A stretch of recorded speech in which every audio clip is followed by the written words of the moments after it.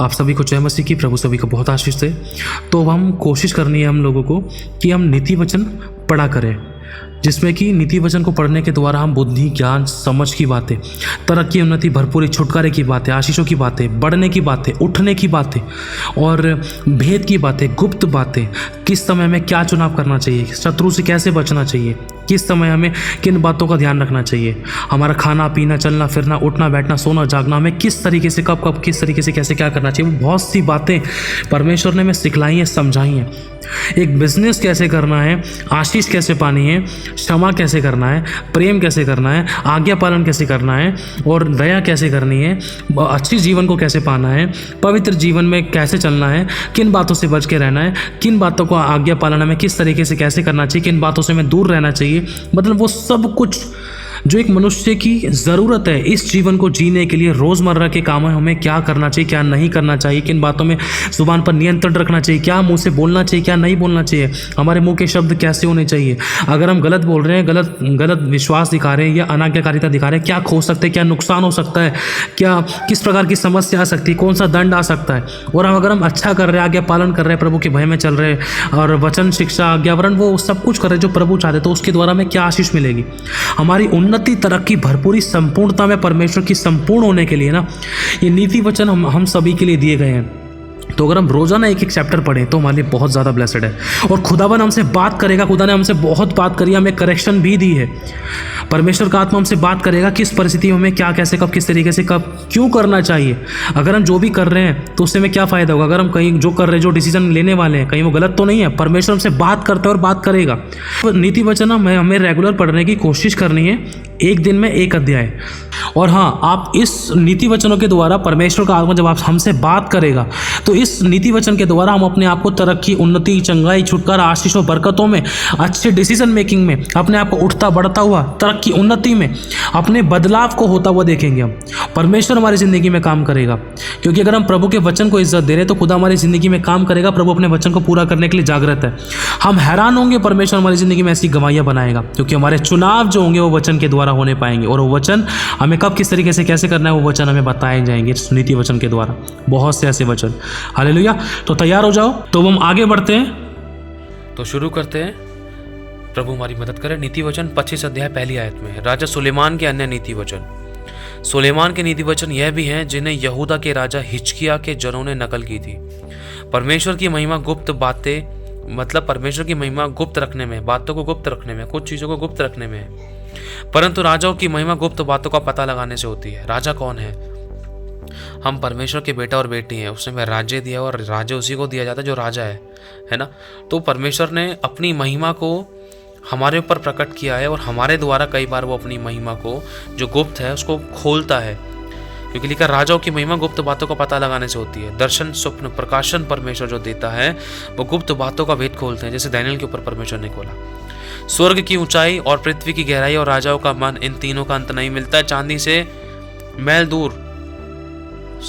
मैल दूर करने पर वह सुनार के लिए काम की हो जाती है। राजा के सामने से दुष्ट को निकाल देने पर उसकी गद्दी धर्म के कारण स्थिर होगी। राजा के सामने अपनी बड़ाई ना करना और बड़े लोगों के स्थान में खड़े ना होना। यहाँ पे लिखा है, क्योंकि जिस प्रधान का तूने दर्शन किया हो उसके सामने तेरा अपमान ना हो, वरन तुझसे यह कहा जाए आगे बढ़कर विराज। क्योंकि जिस प्रधान का तूने दर्शन किया हो उसके सामने तेरा अपमान ना हो, वरन तुझसे यह कहा जाए आगे बढ़कर विराज।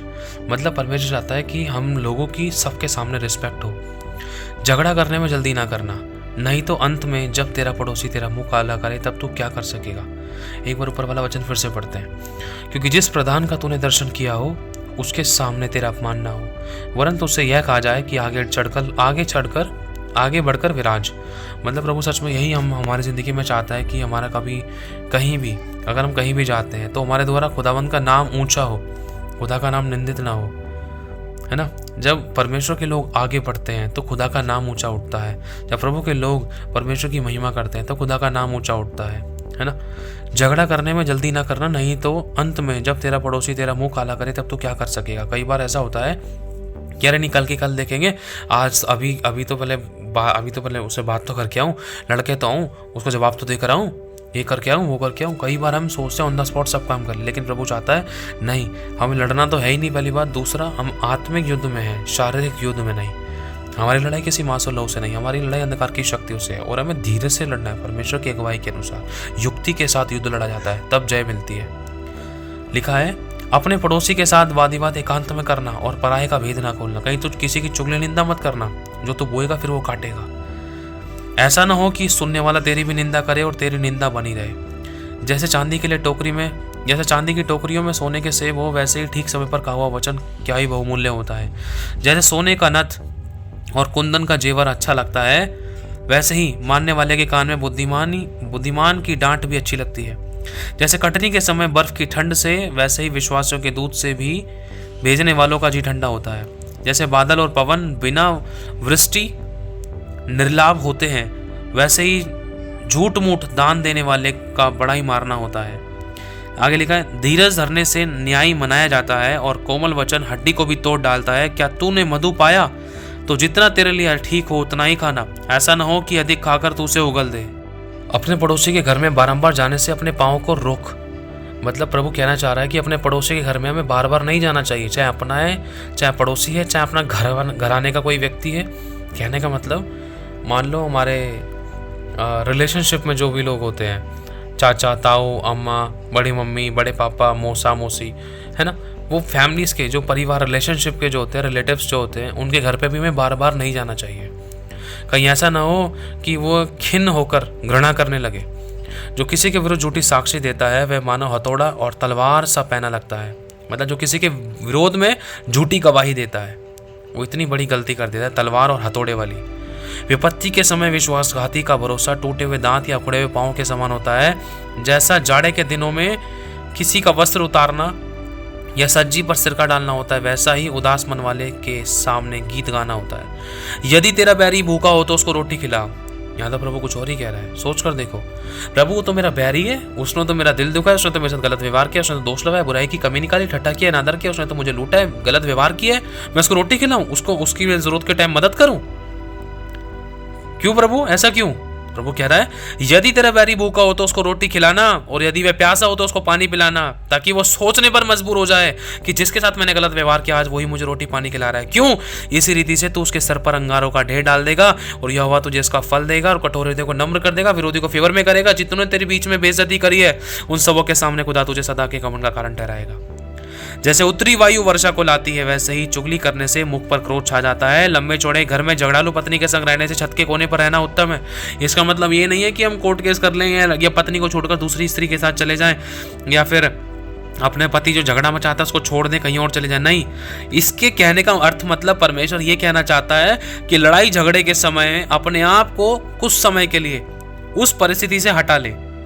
घर में लड़ाई हो रही, थोड़ी देर के लिए छत पे चले जाएं या बाहर चले जाएं, घूमने चले जाएं, मन को शांत करें, और क्रोध ना आए और बुराई ना आए, कहीं क्रोध के कारण हत्या ना होने पाए, कहीं गलत डिसीजन ना करने पाए, कहीं गलत चुनाव ना करने पाए, कहीं और गलत शब्द ना निकल जाए मुझसे, कहीं और परिवार रिश्ते नाते और खराब ना हो जाए। ज्यादा क्रोध होने के कारण, ज्यादा गलतियां होने के कारण, ज्यादा शब्द होने के कारण। इसलिए उस समय को हमें किसी न किसी टालने के लिए कोशिश करनी है कि वहां से निकल जाए या इग्नोर कर दिया, टाल दे। जैसा थके मांदे के प्राणों के लिए ठंडा पानी होता है, वैसा ही दूर देश से आया हुआ भी सुसमाचार भी होता है। जो धर्मी दुष्ट के कहने में आता है वह गंदले सोते और बिगड़े हुए कुंड के समान है। जो धर्मी दुष्ट के कहने में आता है, मान लो एक विश्वासी है, प्रभु के अनुसार चलता है, उसकी जिंदगी में कोई विपत्ति आ गई, लेकिन अब उस विपत्ति में वो प्रभु के पास नहीं जा रहा, प्रभु के लोगों के पास नहीं जा रहा शिक्षा पाने कि मुझे क्या करना चाहिए, वरन वो अन्य जाति के पास जा रहा है। वो ऐसे व्यक्ति के पास जा रहा है जिसको परमेश्वर के वचन का ज्ञान ही नहीं है, नॉलेज ही नहीं है।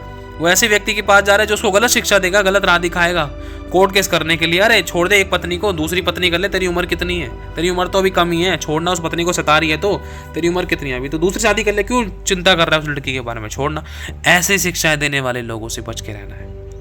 अगर जरूरत है हमें एडवाइस की कि हमें कोई समझाए, तो प्रभु के वचन से जो भरे हुए लोग हैं, आत्मा और बुद्धि से परिपूर्ण है, वचन का डर रखते हैं, ऐसे लोगों के पास जाएं, तब आपको सही शिक्षा, सही अगुवाई मिल सकेगी। सबसे पहले प्रभु के पास जाएं और धीरज धरें। लिखा है, बहुत मधु खाना अच्छा नहीं, परंतु कठिन बातों की पूछपाछ महिमा का कारण होती है। कठिन बात, जब कोई भी कठिन बात लगती है, मैं प्रभु क्या कैसे करना है, किस तरीके से करना है, ये वचन का मतलब क्या है, हमें प्रभु से पूछना है, ये महिमा का कारण होती है। प्रभु की ओर नहीं कटाते हैं। जिसकी आत्मा वश में नहीं वह ऐसे नगर के समान है जिसकी शहरपना घेराव करके तोड़ दी गई हो। हालेलुया। प्रभु आशीष आप सभी को जय मसीह की। प्रभु एक बात कहना चाह रहा है इस वचन में, आत्मा वश में नहीं। हमें अपने आप को वश में रखने के लिए ना उपवास, प्रार्थना और वचन की सही नॉलेज होना जरूरी है, ताकि हम अपनी अभिलाषाओं पर जय पाएं, अपने आप को पूर्ण रूप से वचन के द्वारा वश में रखें। वचन कहता है नो तो नहीं करना। आमीन। प्रभु सभी को बहुत आशीष है। जय मसीह की।